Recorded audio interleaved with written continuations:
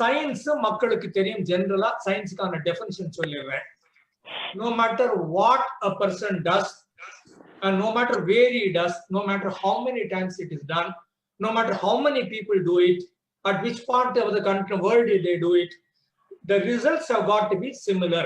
கிட்டத்தட்ட அதே ரிசல்ட் திரும்ப திரும்ப யார் பண்ணாலும் எங்க பண்ணாலும் எப்ப பண்ணாலும் அதே ரிசல்ட் வருமா? வந்ததுன்னா அதுக்கு பேர் சயின்ஸ்.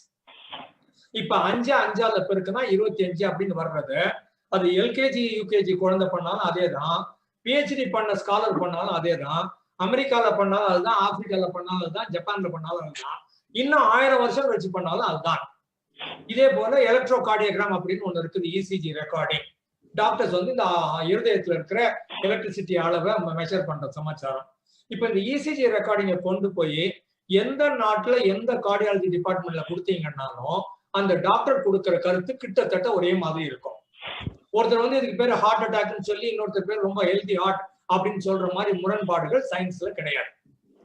இது கொஞ்சம் மோசமா இருக்குது இல்ல ரொம்ப மோசமா இருக்குதுன்னு சொல்லுவாங்க. அது மாதிரி கிட்டத்தட்ட அதே ரிசல்ட் யார் பார்த்தாலும் வந்ததுன்னா அதுக்கு பேர் சயின்ஸ். அது ஒரு ஏரியா. ரெண்டாவது மனவியல்ங்கிறது நம்முடைய தாக்கம். மனவியல் சொல்றது வந்து நம்முடைய எண்ணங்கள், நம்முடைய உணர்வுகள், நம்முடைய செயல்கள், இது மூணும் சேர்ந்ததுதான் காம்பனன்ட்ஸ் ஆஃப் பர்சனாலிட்டி அப்படின்னு doctor Sigmund Freud, father of modern psychology சொல்லுவாரு. அப்படின்னா என்னுடைய எண்ணங்கள் என்ன, சிந்தனைகள் என்ன, முடிவெடுக்கும் திறன் என்ன, என்னுடைய உணர்வுகள் என்ன, கிவன் சிச்சுவேஷன்ல நான் அதை எப்படி உணர்வுபூர்வமாக பார்க்கிறேன், அதன் மூலமாக என்னுடைய செயல்கள் எப்படி இருக்கின்றன. செயல்கள்னா அது குடும்பத்திலேயோ நான் செய்த செயல்களோ இல்ல அலுவலகத்திலேயோ சமுதாயத்திலேயோ என்னுடைய செயல்கள். அப்ப என்னுடைய எண்ணமும் என்னுடைய உணர்வும் என்னுடைய செயல்கள் மூணும் எப்படி போகுது மனவியல். சோ மனவியல் ஒரு ஏரியா, சயின்ஸ் ஒரு ஏரியா. இதை தாண்டி பிலீஃப் சிஸ்டம்னு ஒண்ணு இருக்குது. பிலீஃப் சிஸ்டம்னா நான் இவ்வாறு நம்புகிறேன் அப்படின்னு சொல்றது வந்து பிலீஃப். இது சரியா போயிடும் நம்புறேன், இது கோளாறா போயிடும் நம்புறேன், இது இந்த மாதிரி முடியும் நம்புறேன் அப்படின்னு சொல்றது வந்து பிலீஃப். ஆனா இந்த சயின்ஸ் இல்லாத வர்ற பிலீஃப நம்ம மூட நம்பிக்கைன்னு சொல்றோம். புரியுதா? சயின்ஸ் இருக்குது, மனவியல் சைக்காலஜியும் இருக்குது. இது ரெண்டுத்துக்கும் புறம்பாக கான்ட்ராடிக்டரியா சம்பந்தமே இல்லாமல் வேறு ஏதோ ஒண்ணு நீங்க நம்புனீங்கன்னா அதை வந்து மூட நம்பிக்கைன்னு சொல்றோம்.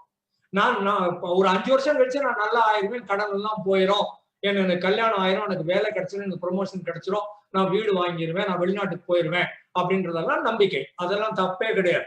Belief systems are healthy.